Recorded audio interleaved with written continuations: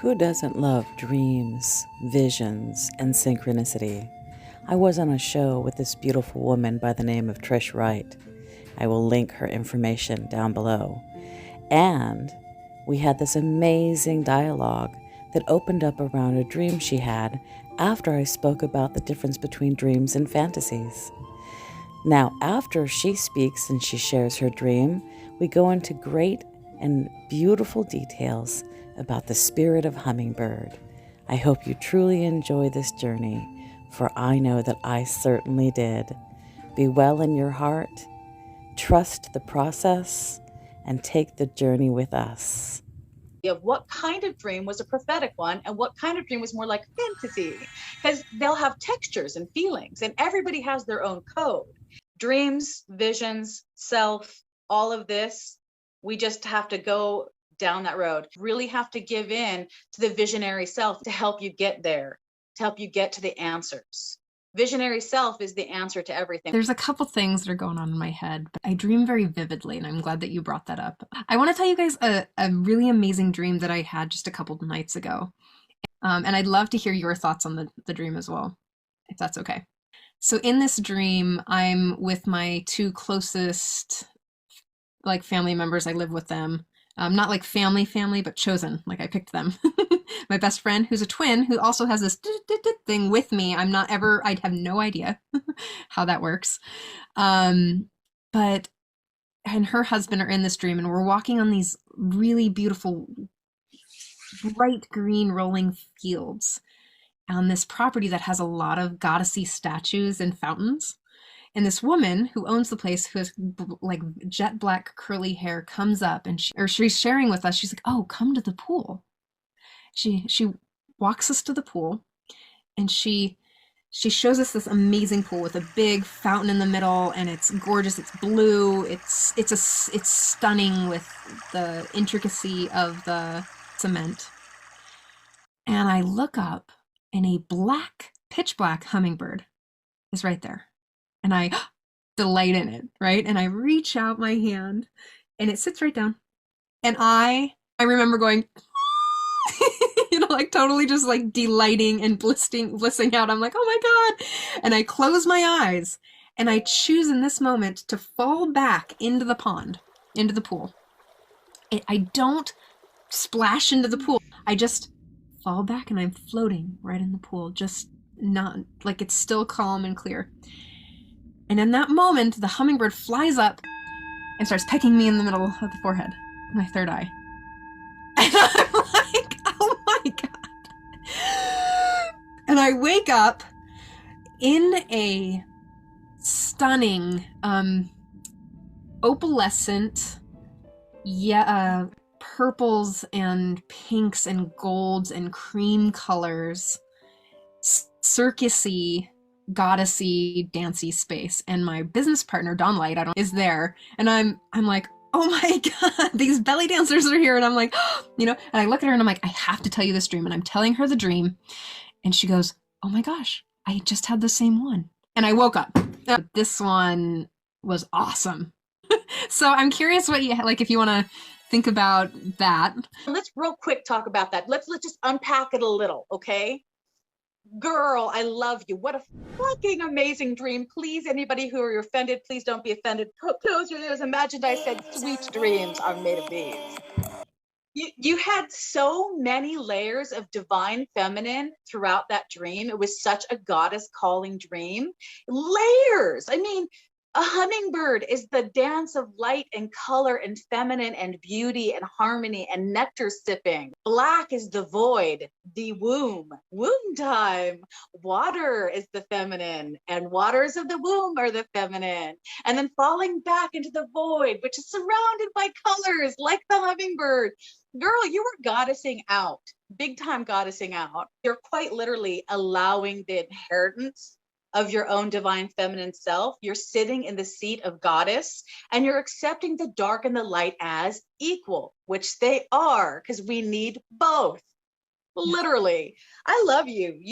I've done a hummingbird mask. This is my hummingbird homage. She is literally the symbol of beauty, love, and joy. So we have the symbolism of the jeweled, she's the jeweled flyer. She's the ruby throat, and she is spectacular. Whenever I go way over the top with my makeup, it's in ceremony. So I actually spent hours sitting in meditation. For instance, while I was doing the makeup, I had blackbirds singing in the dead of night. I'm gonna show you this. This beautiful hummingbird necklace I have, and I'm gonna get closer. That beautiful hummingbird necklace I just showed you, I picked up in Jerome, Arizona. It was because of all the different experiences I've had with hummingbirds. I'm gonna start in the simplistic end of things, which is basically the description of hummingbird and how she serves us. So I'm gonna share a couple beautiful details about the hummingbird. One, they can fly 2,000 miles to go from one source to another as they move and follow the flowers and the seasons. Two, when they're flapping their wings, when it's slowed down on a camera, their wings create an infinity motion. Three, they're like the feathered bees, because of course we know they're pollinators and nectar eaters, and they're very special. And then finally, they really are very brave. They're incredibly brave. They're not shy. If they know that you are serving them a source of nectar from your porch or balcony or your garden, and they get to know you, they have no problem getting in close. They're not fearful. Hummingbirds have the hearts of lions, the feathers of diamonds and rubies, and the souls of beauty, love, and joy. So if you were going to apply it to your day, the way you would apply it to your day is you really want to seek the nectar inside of your soul and inside of the world around you. You want to seek what is beautiful, and then you want to emphasize that beauty. You want to bring beauty to the people you care for and love. You want to expose what is flowering, abundant, and blossoming. This is a beautiful being that lives entirely off of these flowers. A flower deity, a deva, a fairy. I'm going to share some meaningful stories of hummingbird with you today. To my beautiful jeweled winged sister. Birds. Birds are incredibly sacred, deeply intelligent and deeply spiritual, and I would even describe them as interdimensional and transdimensional, because I have seen birds do things like blink in and blink out. Like, okay, that bird did something impossible. So if you apply it to your day, beauty, joy, sincerity, passion, courage, harmony, and the dance of colors. Color therapy. Color therapy is really meaningful. If you, whatever colors you wear, if you're wearing a lot of drab colors, let's say you're just wearing a lot of taupes, beiges, earth tones, which are all fine. I'm sure a lot of you look really good in those colors. It doesn't allow you to start utilizing color energy and color therapy in a way that can start raising your vibration. Think of hummingbirds. They sound like a bee, right? High vibrational beings, high vibrational nectar eaters. Hummingbird also covers marriage. I'm gonna go into how hummingbird has come in and arrived in my life more than once. So we're gonna go back on the Wayback Machine. I like to take people into the time machine to the past with me. I was 19 years old, and I had this beautiful, beloved familiar. And those of you who don't know what the word familiar means, familiar is an animal who works with you in a magical context. So for instance, somebody's familiar could be a cat, a dog, a rat, a bird, a snake, a lizard. It's just whatever pet that they are actually connecting to on a spiritual basis and doing magical works with, and that's why they're called familiars. Well, my familiar was a beautiful gray cat with soft, fluffy fur and the mask of a fox on his face with incredibly long legs, and his name was Merlin. I was dealing with a lot of financial issues and didn't have a lot of money to put forth in making sure that everything went smoothly in my life, and I'd gotten Merlin when I was 18 years old, when I didn't think this was ever going to be a problem. I felt he would be cared for and that I'd have time to put my life together, and that's not how it happened, because life just keeps happening. Life likes to come at you. That day, my cat became incredibly ill. I have no idea now that I'm thinking about it, what made him incredibly ill. But I was really concerned about whether or not I would have the finances to take care of him. And Merlin was my heart. First name Merlin, middle name Angel, last name Heart. Merlin Angel Heart, because of how much he danced within my heart and my soul.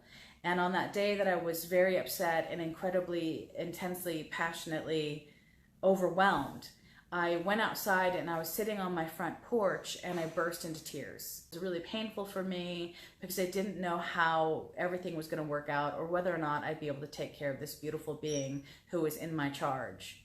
And as I was sitting there bawling tears, just like eyes blurred up, face red, the ugly cry, really emotional, very intense, I hear this me, me, me, me, me, me. And I opened my eyes and a hummingbird is right in front of my nose. It was this far from my nose. I was holding perfectly still and speaking to me. And my heart surged.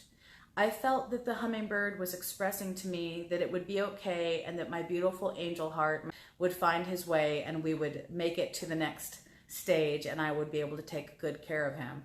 And within an hour, a phone call came in from somebody who said that they were going to help me take him to the vet and make sure he was cared for no matter what it cost. He was so sick he couldn't even stand up. It was really sad. Now, fast forwarding on the time machine, it was 1999 and my beautiful Merlin was very, very ill again. But this time he had an inoperable intestinal cancer. We wanted him to go peacefully in our house while we watched over him since there was no helping him. He was beyond repair. This cat, this soul walker that I had worked with for many, many years and who had taught me many, many things. The moment came, it was done very respectfully and very peacefully, and I took my cat and I wrapped him in fabrics so that I could take him for burial because I was going to bury my cat rather than cremate. And as I got into the car, I burst into tears because my beautiful cat soulmate is now out of my life. And I turned the radio on. U2's song New Year's Day was playing on the radio, and I have this blaring in my ears, I will be with you again. And of course now I'm like even more emotional, and as I'm bursting tears as it's playing around me, a hummingbird flies right in front of the window of my car. Now thankfully I'm not driving, I'm completely parked, I'm not driving anywhere at all. And I realized that same medicine, that same magic and spirit that had reassured me when he'd been sick when he was much younger was now returning and connecting with me in this very intense and beautiful way to remind me that love was eternal. So when we're looking at the hummingbird spirit, we're looking at this beautiful energy of true love. I understand why it's used in marriage ceremonies and it represents marriage and love and all of that, because honestly, there it was. It was there the day that my heart was breaking when I thought my cat might not make it, and it was there again to greet me when my cat had transitioned, and I felt like that hummingbird was carrying the heart of my cat back to spirit. Those are just two micro stories about hummingbird. We're moving to another time period much closer to now. It was about 4 or 5 years ago. I was in this beautiful deep meditation. Now this is the sacredness of birds that I'm going to speak about now, not just hummingbirds. So that evening I was in a ceremony to do a blessing on the planet, a ceremony of blessing the trees, the rivers, the land. In the middle of vision, I'm sitting with a flowering plant. I believe it was a gladiola. I don't really remember now. It's been a while. I was sitting with this flowering plant, and in this beautiful ceremony and meditation, I asked the flowering plant if there's anything that I can do for it. Because it says to me, I would like some butterflies. And I say to this beautiful flowering plant, well, if you'd like to have butterflies, then you shall have butterflies. And I sweep my hand in a grand gesture, and again I'm in meditation and ceremony, and I see all these butterflies flying out of my hands. It was beautiful. And then the plant said, well, you know, I'm also kind of partial to hummingbirds. And I said, well, then you shall have hummingbirds. And I do a sweeping gesture and these hummingbirds fly out of my hands. And it was so beautiful. And after I was done, I put the plant outside for about an hour to just give it some sunlight. This is the next morning. And I go back out and a bird had placed a sorghum seed in the blossom of the flower. But this isn't my first time of experiencing birds coming into my life and bringing me gifts. Birds are incredibly generous and very interactive. Another example is over the last couple years, I have hummingbird feeders outside and I have bird feeders outside to honor the bird spirits. And in the last couple years, they've been planting all these flowering wildflowers around my property. I had this big empty pot that I was going to plant something and I hadn't made my mind up in. And then spring came and the whole pot bloomed wheat. And that really impressed me. That reminded me that they know what we eat. Right? You know, we've got wheat fields, corn fields, sorghum fields. They are perfectly capable of being aware of our activity. They're not naive about human activity. So their ability to understand and connect with the fact that I've been feeding them for 2-3 years was, well, we're going to return the favor. And every single time they plant plants around the property or in any empty pot that I leave, it's always food.